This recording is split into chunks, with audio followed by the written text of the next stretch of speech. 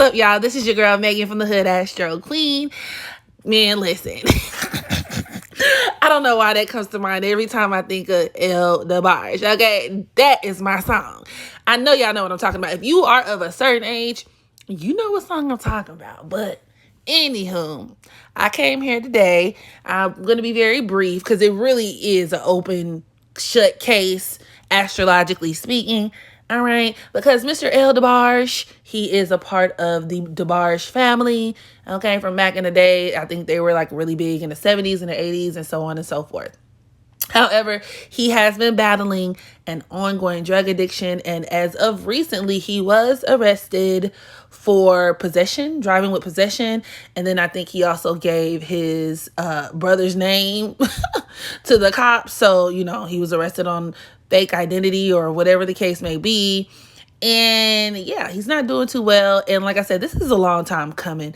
The man has been an ongoing drug addict for years. And I wanted to take a look at his natal chart to point to the source of that problem. So Eldebarge was born June 4th, 1961 in Detroit, Michigan. And one of the first things that I noticed was that his sun was at the 13th degree of Gemini. And this explains a lot, especially in terms of his appearance, because a lot of Gemini men do have that zesty kind of cross-dressery look to them. And the number 13 can reduce to 4, which can also produce a man who could be, you know, a little zesty. He could be a part of the community, one of the girls, ish. But, you know, that's not what we're here to discuss, because he actually has a lot of placements in his chart to where, like, I would not be surprised if he was a part of the community. Okay, but we're just going to keep it moving.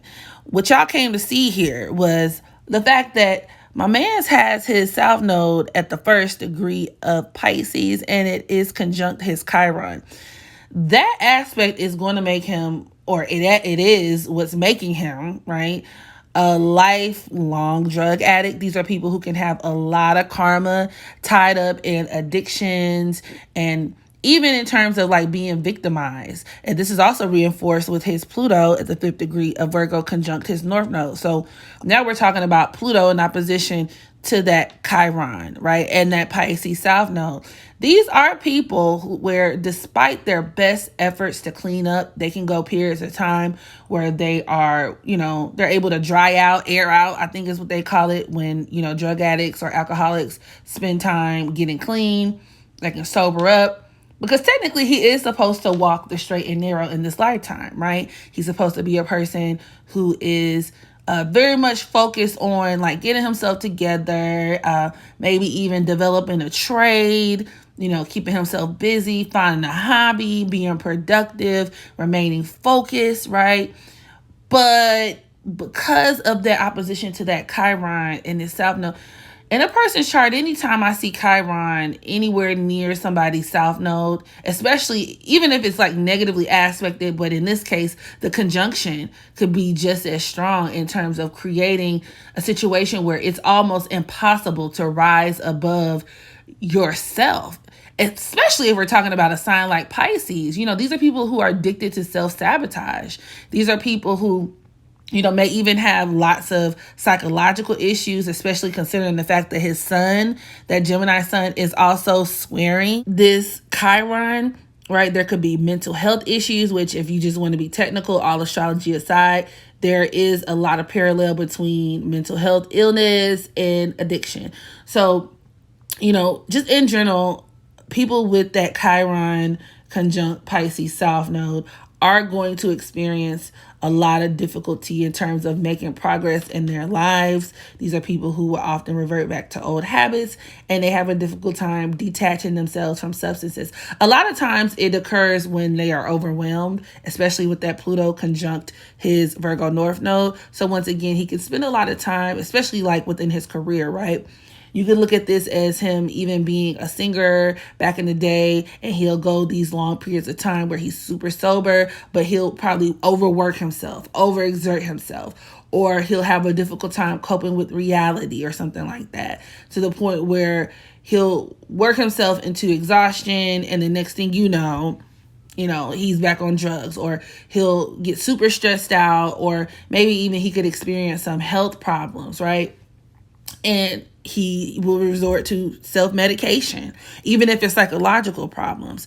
You could also even look at that Pluto conjunct his Virgo North Node as him. He might even be one of those type of drug addicts who might pimp themselves out. Okay, we talking like the I'm gonna work the corner when my funds get low type of drug addict. You could look at his Sun squaring that South Node as him, you know, stealing the car, him getting arrested, or him getting caught up on those charges in terms of maybe even stealing vehicles. In fact, I wouldn't even let him in my house. He's one of those drug addicts. Like, he got like sticky finger tendencies. That Pisces South Node, especially conjunct Chiron, can also produce a jailbird as well, a person who has a difficult time staying out of jail. So he has like just a very, very difficult set of circumstances going on in his chart. I doubt that he will ever be drug free. I mean, just obviously people have free will, but you got to understand the karma that comes along with overcoming a South Node that is so fixed and stacked up against you, with that Chiron there, then the Sun, Gemini Sun squaring that Chiron. He's just going to have a very difficult time. He's going to have a very difficult time. This is going to be a lifelong challenge. And now that I think about it, his Sun squaring that Chiron and South Node does absolutely deal with him giving up his brother, because Gemini does deal with siblings, giving up his brother's name instead of his name. With his Sun squaring Chiron, there could also be a lot of trauma that he could have sustained in terms of like from childhood, especially involving the father. It's not uncommon for a lot of these people to have had maybe abusive fathers, or maybe they had a very neglectful childhood.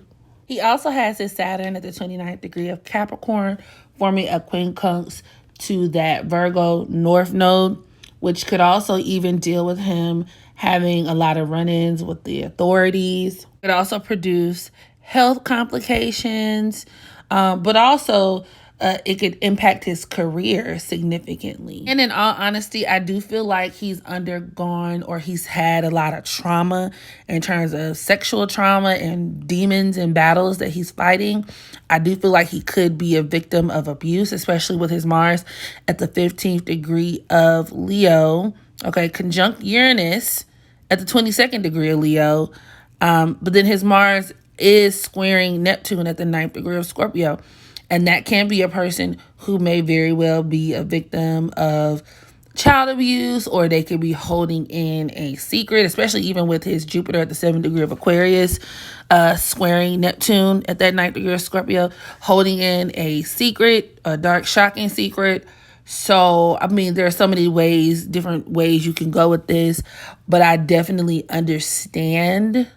I understand and I empathize with his plight. And his chart is another one of those charts where it just goes to show a lot of times life sucks. Like, life sucks. And despite how a lot of astrologers try to make things seem, I get a lot of blowback for being negative, or, you know, being like this and being like that.